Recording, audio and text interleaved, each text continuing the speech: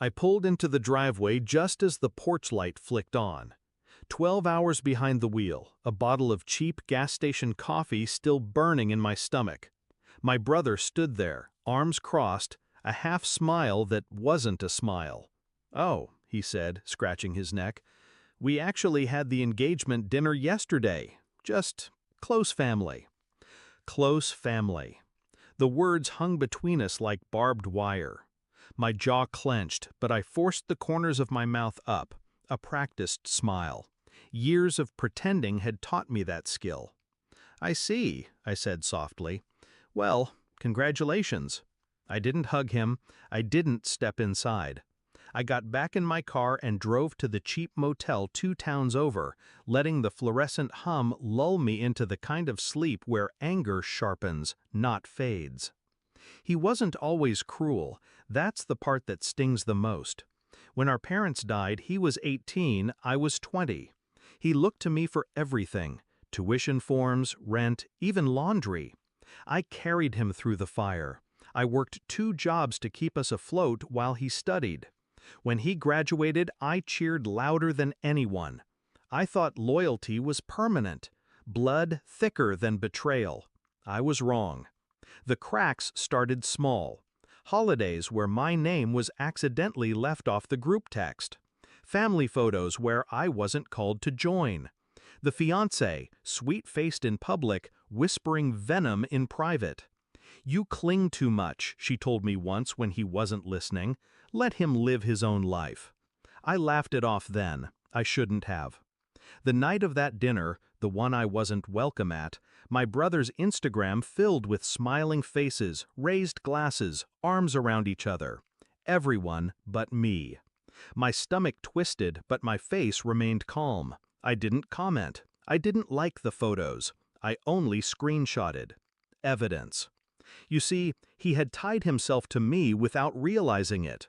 When our parents' estate was settled, I became the executor. Their savings, their home, their investments, all placed under my careful management. He was younger, reckless. They trusted me to protect him, even from himself. So I did. Quietly, over years, I built safeguards. A trust fund with my signature as the key. Property deeds in both our names, but the power of sale in mine. Joint accounts that looked like they were his, but were tethered to my authorization. He never asked questions. Why would he?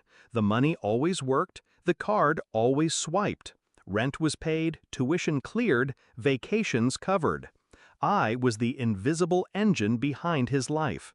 Until he decided I wasn't close family. 5 days after I drove away from that house, his name flashed on my phone. I answered, my voice steady, knowing exactly what was coming. "Hey," he said, breathless, panic cutting through his usual arrogance. "The card doesn't work. I tried the ATM, the grocery store, nothing. Did the bank screw something up?" I leaned back in my chair, swirling the glass of water in my hand like it was whiskey. "Oh," I said, mirroring his tone from that night.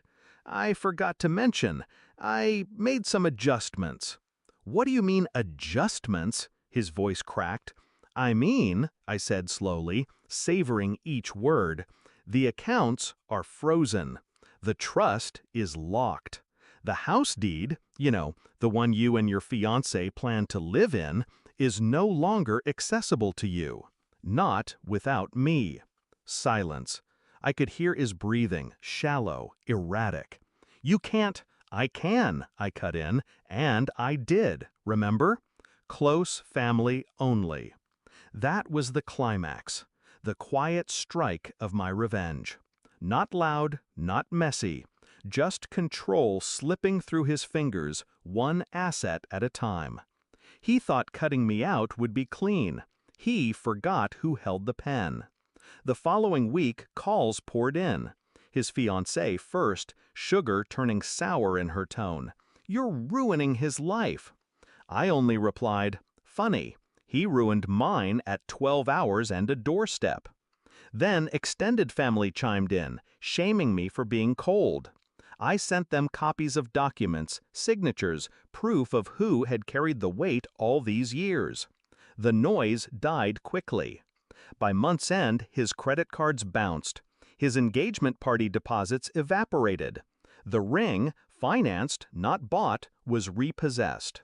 He moved back into that old house, the one with peeling wallpaper and creaking floors, because it was all he had left. And me? I slept soundly. Do I regret it? No. I gave him everything once.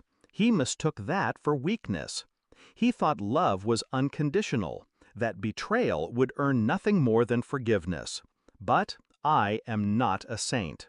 I am a ledger, and debts always come due. So when he stood there, red-eyed, begging me to reverse it, I only said one thing: you should have saved me a seat. It's strange how silence can be louder than screams. I didn't raise my voice. I didn't break a single law. I just withdrew what was mine to give. And as I watched him unravel, piece by piece, I realized the truth. Family isn't defined by blood. It's defined by